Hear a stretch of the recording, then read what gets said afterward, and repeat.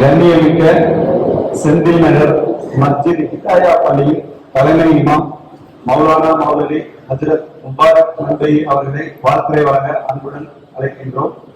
இமாம் அவர்களுக்கு துணை செயலாளர் அப்துல் ரஷீத் அவர்கள் சால்வை அணிந்து கண்ணியப்படுத்துவார்கள்.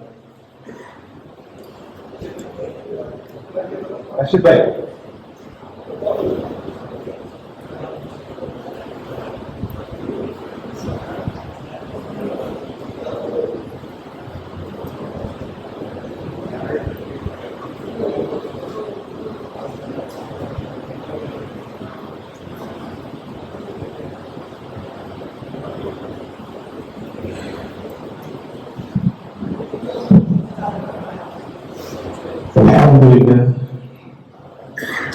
الحمد لله نحمده ونستعينه ونستغفره ونؤمن به ونتوكل عليه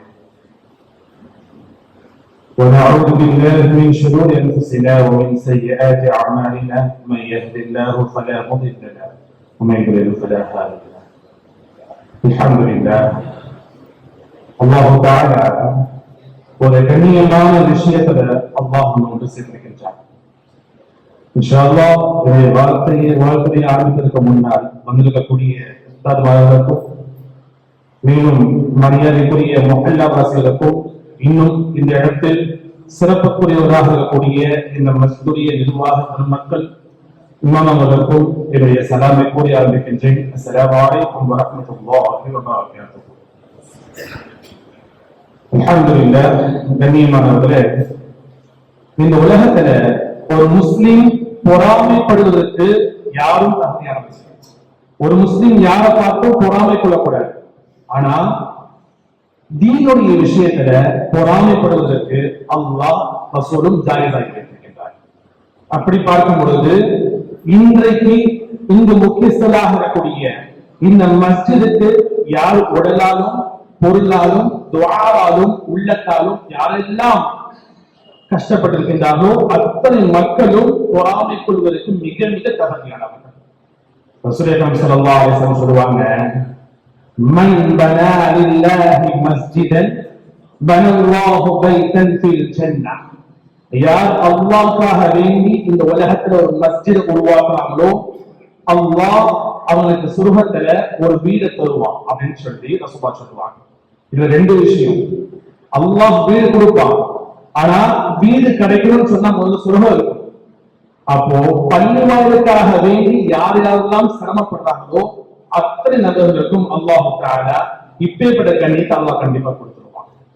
அதுவும் இந்த அஞ்சுமனை முஹம்மதியாவுடைய விரிவாக்கம் என்பது ரசூலுல்லாஹுடைய சுன்னத். அல்லாஹ் இது எல்லா பள்ளிகளுக்கும் அல்லாஹ் அந்த சுன்னத்தை தரல. சில பள்ளிகள் கட்டப்படும் போது பெருசாக கட்டப்படும், அவருடைய விரிவாக்கம் தான் இருக்காது. ஆனா மஸ்ஜிது நபவி கொஞ்சம் அங்க போய் சிந்திப்போம். ரசூலுல்லாஹ் மதீனாவுல வந்தவுடனே மஸ்ஜித் நபி உருவாக்குறாங்க. பள்ளிவாசல் எப்படி இருக்குதுன்னு சொன்னா இந்த மாதிரி பிரம்மாண்டமான இல்ல, இடுப்பளவுக்கு கல்லு, இடுப்பளவுக்கு கல்லு வச்சு கீழே மண்ணு தர, தூணுக்காக வேண்டி பேரிக்கம்பல கட்டைகள், மேல ஓலை. இதுதான் மஸ்ஜித். முதலாக ரசூல் அக்ரம் ஸல்லல்லாஹு அலைஹி வஸல்லம் அவர்கள் மதீனா மண்ல கட்டின மஸ்ஜித் மஸ்ஜித் நபவி. ரசூலுல்லாஹ் கட்டி முடிச்சோன எல்லா சஹாபாவை ஒன்று கூட்டி மூன்று விஷயம் சொல்வாங்க. முதல் விஷயம், இந்த மஸ்ஜித் அல்லாஹ்வுக்காக வேண்டி கட்டப்பட்ட மஸ்ஜித். இந்த மஸ்ஜித் அல்லாஹ்வுக்காக வேண்டி கட்டப்பட்ட மஸ்ஜித். என்ன சொல்லுவாங்க? கியாமத் வரைக்கும் இந்த இடம் மஸ்ஜிதாக தான் இருக்கும். ரசூலுல்லாஹ் மூணாவது சொல்லுவாங்க, இறுதி நாள் கியாமத் நாள் கடைசியில தஜ்ஜால் வருவான். தஜ்ஜால் எல்லா ஊர்லயும் போய் அவனை என்னென்ன அநியாயம் செய்ய முடியுமோ அத்தனையும் செய்வான். ஆனா மதீனா மண்ணுக்குள்ள வர முடியாது. மதீனா எல்லையில நின்றுவான். அங்க நின்று அவன் பாப்பா, அவங்க நல்ல வளர்ச்சியா தான் இருப்பான். அவன் பாப்பா ஒரு பெரிய கட்டிடம் தெரியும். கேட்பானா, மன் ஹாதல் கஸ்ல் அபியத், அந்த வெள்ள மாளிகை யாருது அப்படின்னு கேட்பான்.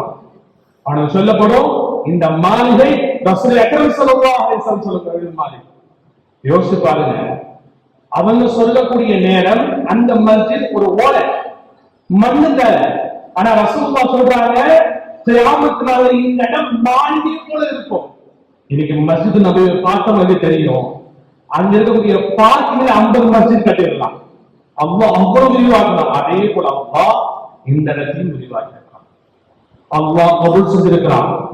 ஆனா இந்த இடத்துல நம்மளால முடிஞ்ச என்ன அமல் செய்ய முடியும், அந்த அமல் செய்யும். என்ன அமல் செய்ய முடியும்? என்ன அமல் செய்ய முடியும்? சொல்லுங்க. கியாமத் நிமித்தத்துல பள்ளிவாசல் பிரமாணமாக கட்டப்படும், கூட்டம் குறைபடும் சொல்லுவாங்க. அந்த மஸ்ஜிதா இந்த மஸ்ஜித் இருக்கக்கூடாது. இன்ஷா அல்லாஹ் இன்ஷா அல்லாஹ் இருக்க மாட்டீங்கல்ல. உங்களால் எவ்வளவு உலகம் தர முடியுமோ பிள்ளைகள் கூட்டுவாங்க, குறிப்பாக வாலிபர்கள் கண்டிப்பாக மஸ்ஜிதுக்கு வாங்க. உங்களை வழிக்கு தான் அல்லாஹ் தஆலா அடுத்த ஜெனரேஷன் அல்லாஹ் வைத்திருக்கிறார். ஒரு சின்ன விஷயம் சொல்லி முடிச்சிடுறேன்.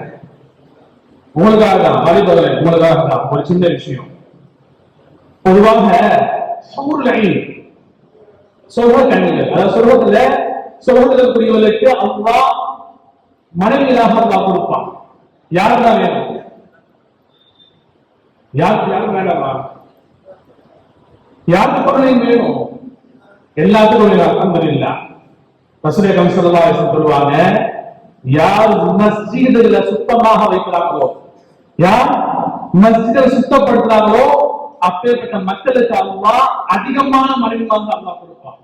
நம்ம மனைவிமார்கள் இருக்க மாட்டாங்க, அவங்க நல்ல பிள்ளைங்க. அல்லாஹ் தஆலா எல்லாத்தையும் கபூல் செய்வானாக. மஸ்ஜிதை சுத்தப்படுத்தக்கூடியவர்களுக்கு அல்லாஹ் இவ்வளவு கண்ணியத்தை கொடுக்கும் பொழுது மஸ்ஜிதை பரக்கத்தாகக்கூடியவர்கள், பிரம்மாண்டம் என்பது கட்டிடம் மட்டுமல்ல, நீங்க கூட்டமாக வந்து தொழுவதுதான் பிரம்மாண்டம். அப்ப மஸ்ஜிதுக்கு உங்களுடைய வருகையை கண்டு மஸ்ஜிதை கண்ணியப்படுத்தக்கூடியவர்களுக்கு அல்லாஹ் என்னென்ன கபூல் செய்வான். அதனால உங்களால் முடிந்த அளவுக்கு மஸ்ஜிதுக்கு வாங்க, குறிப்பாக வாலிபர்கள் வாங்க. அல்லாஹ் தஆலா எப்படி இந்த மஸ்ஜிதை விரிவாக்கினானோ உங்களுடைய உள்ளங்களையும் உங்களுடைய அமல்களையும் உங்களுடைய நற்செயல்களையும் உங்களுடைய நியாயங்களையும் அல்லாஹ் தஆலா கபூல் செய்து விரிவாக்குவானாக.